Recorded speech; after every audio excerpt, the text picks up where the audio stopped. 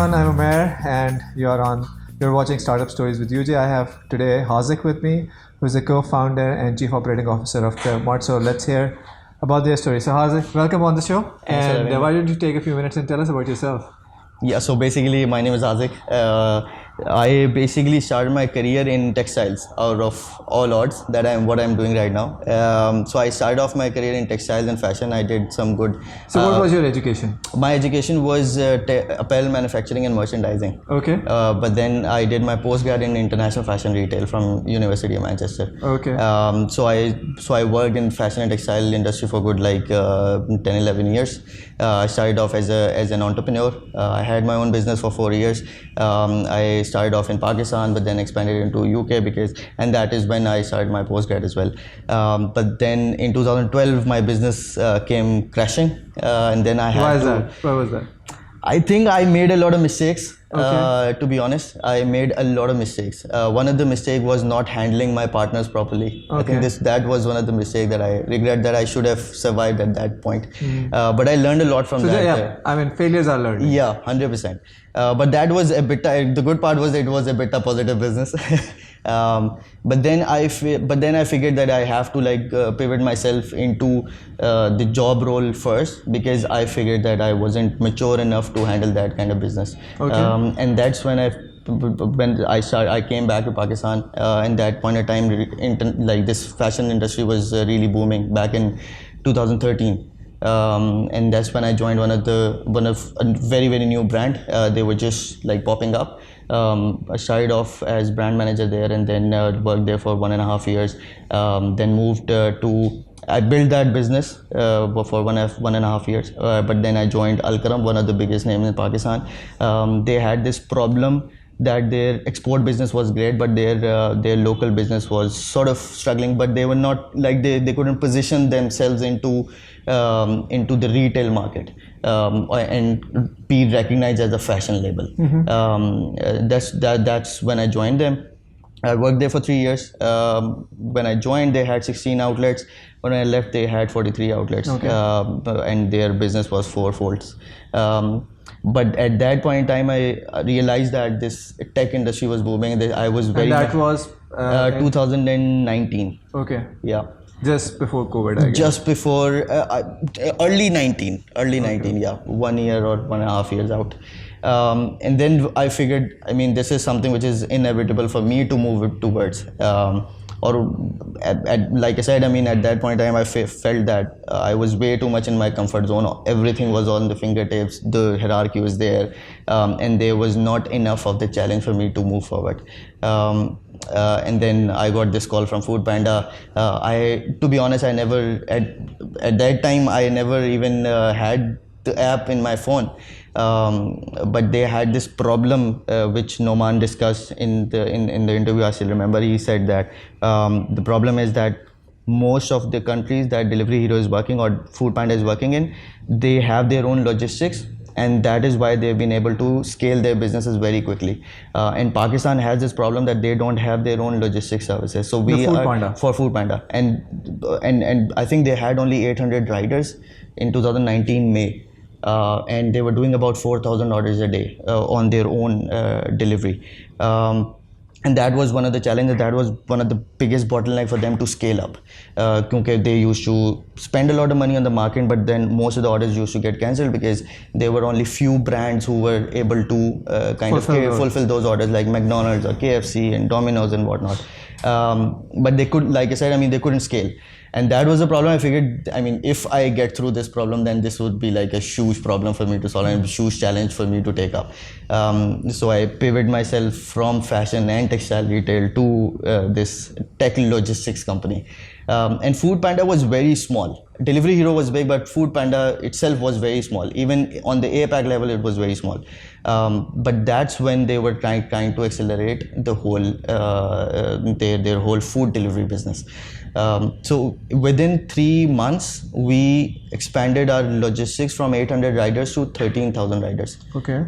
And essentially changed the game for the whole company in Pakistan. And their orders from 4,000 orders, they jumped to 55,000, then 75,000, then 125,000. So I mean, it went super crazy after that. Once So at that point in time, they raised some money as well to no, no, fuel no. that. So I mean, they acquired Foodpanda. So Delivery Hero acquired. It was already a stock listed company, right? Okay. So Delivery Hero acquired Foodpanda back in I think 2017. Okay. But for good 2 years they were struggling. They didn't know like what to do with the country because the logistics is not there, right? And that sort of changed the whole game for Foodpanda. But then came along another question: if logistics density, if logistics isn't the biggest bottleneck, what is? And then question came along, the biggest bottleneck is maybe vendor density. We don't have enough of the restaurants to serve to serve to the people. We don't have enough choices on the platform, and that's when we figured, I mean, how can we stretch or expand maybe McDonald's or KFC, right? There's only so much that you can do. We only have like 4, 5 or maybe 10 big brands in Pakistan. Otherwise, most of these brands are like what, Khan Ka Hotel, and then your multi-food sort of brands. And then, so I pitched this idea, why not we open up this home chef vertical, and we are, because South Asians, like especially Pakistani, we love to cook food. Okay. Everybody cooks food every day. So this is your supply. And there's a huge demand for home cooked food, because if you go onto the Foodpanda, you would always crave for, you would only go for food at Foodpanda when you were craving for what we used to call bahar ka khana, junk. And then so they figured that home chef or home cooked food or Pakistani food needs to be on the platform to build more choices. If I want like dal chawal or curry pakora and whatnot, so I don't have that food on Foodpanda, right? But then there was a lot of pushback from the global that, I mean, there is going to be compliance problem and this and that, and we figured, I mean, and then we spoke to them and we told them that, I mean, let's just experiment and then let's see where it takes us. Alhamdulillah, and then I moved towards that business. I founded that business, I built the whole team, and then for 1 year within 1 year it became 8% of the total business. And it was the first business for Foodpanda Pakistan to go GP positive as well. Okay. And that was one of the, it was sort of the cherry on the top. So Alhamdulillah, from there on, I figured that for me, myself, I figured that I am sort of the problem solver. Okay. Right? And that's when Monas came along. I said, I mean, I have a huge problem to solve. And the problem was the retailers, the small mom and pops. Yeah. And then that's when I moved into Dukaan.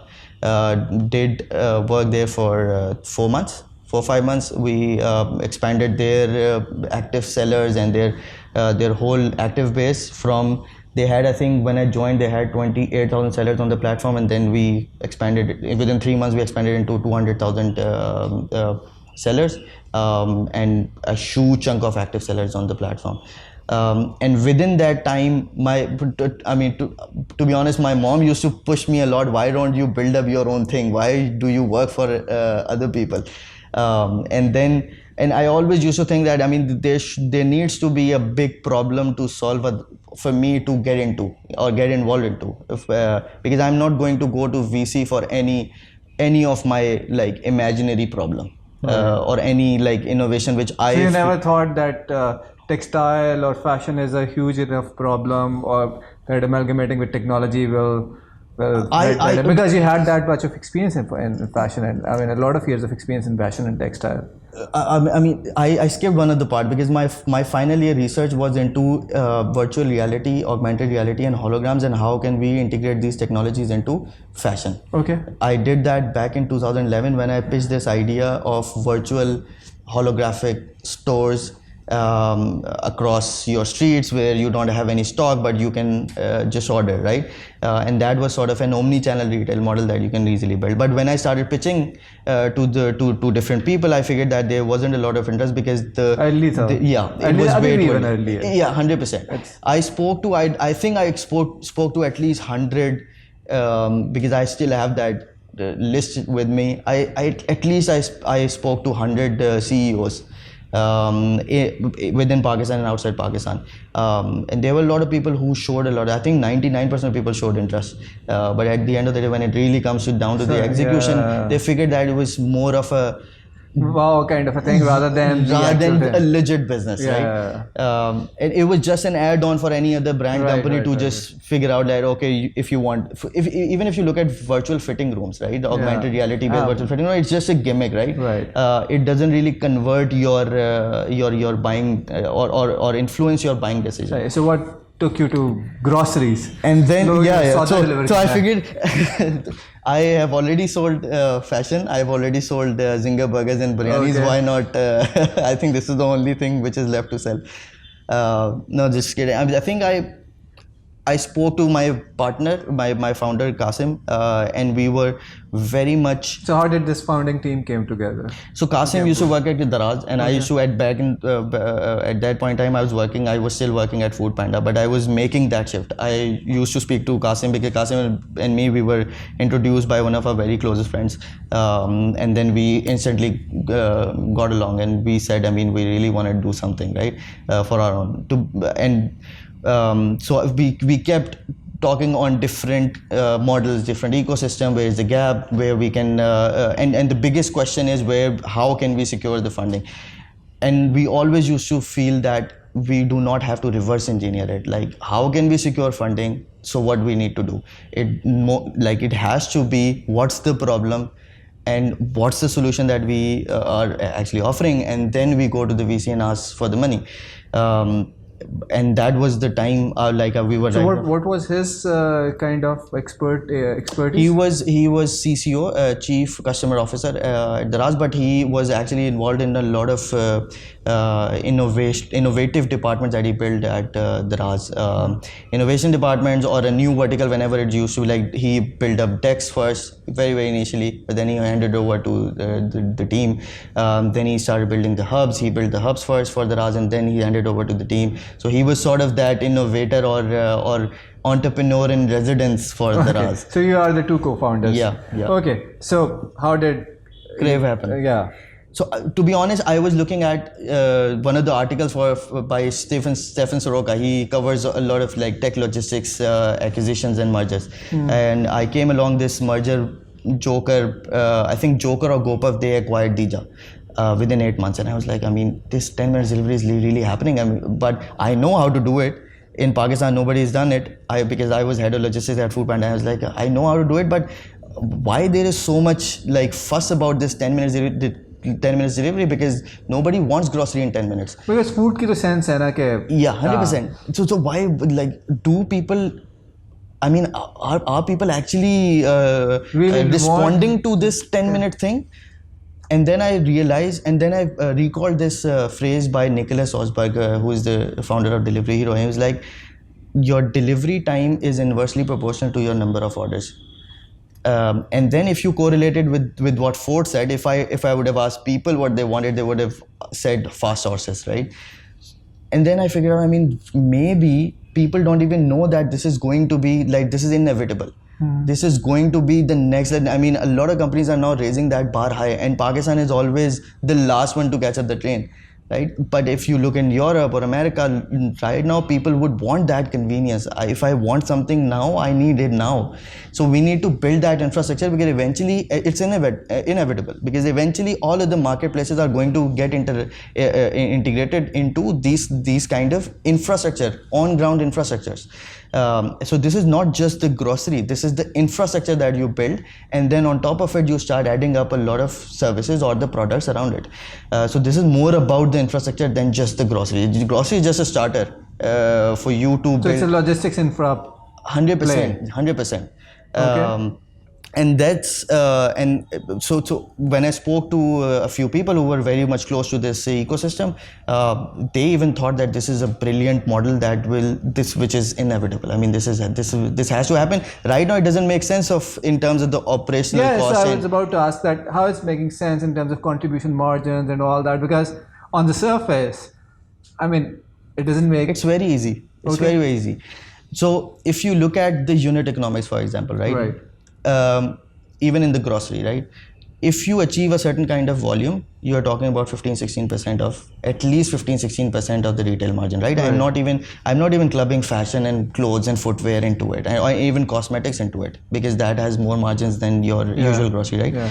So 15%, and if you are working at 900 rupees AOV, which is very, very like I think it's very small in terms of what we can achieve or we can go to. I think with 900, 15% margin, you get what, 160 rupees, right?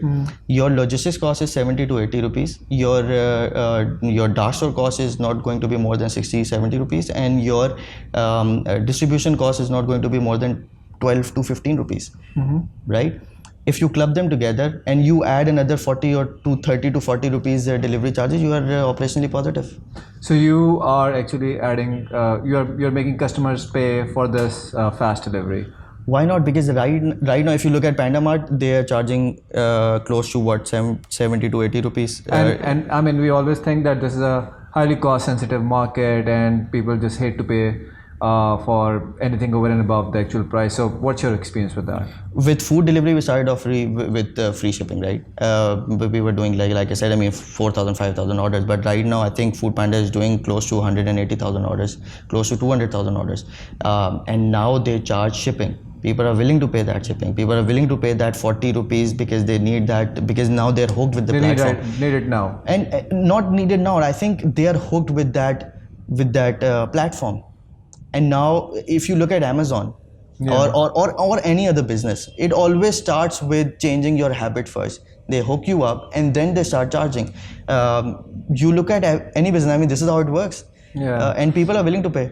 So, I mean, there are other players in the grocery business or instant grocery business like Airlift, and then there is a grocer app. So, I mean, in terms of positioning, is the time factor that you're playing on or something else as well? I think time factor. I mean, if you look at grocers only or other players who are working on delivering for the next day. So, like I said, I mean, we're not just building grocery business. We're building a tech logistics infrastructure or warehousing infrastructure, and if you look at from that perspective, I think this is going to be you can then integrate any product or service into it. Okay, so I mean, where are you in your journey now? Right now, we're doing pretty good. Alhamdulillah, within I think 3 months, we are only like 3-4 months old company. We already have 30 plus dark stores with us. We're doing, because 10 minutes delivery requires you to build a lot of dark stores, right? Yes, that's true. And all across the city and all. So, aapke basically within 3 kilometers you have another dark store. Okay. And your capex. But if you have too many dark stores and you have to build a lot of dark stores, which means that potentially the size of the dark store will be small, will it limit your holding ability of SKUs? For now, yes, but once you build, then you can pivot. So this is where I was coming towards.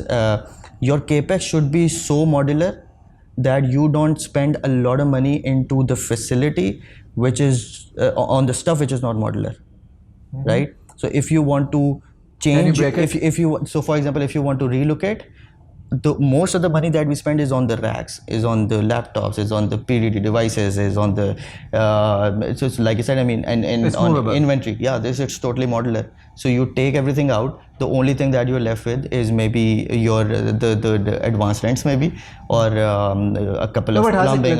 Let's say you build a lot. I mean, in terms of order fulfillment, because you do not have a large variety of stuff with you because of a dark store space limiting size, does it create negative demand? Because if people want to order something, I mean, so I give you example of my wife. So I ask her, why don't you order it from, let's say, XYZ app?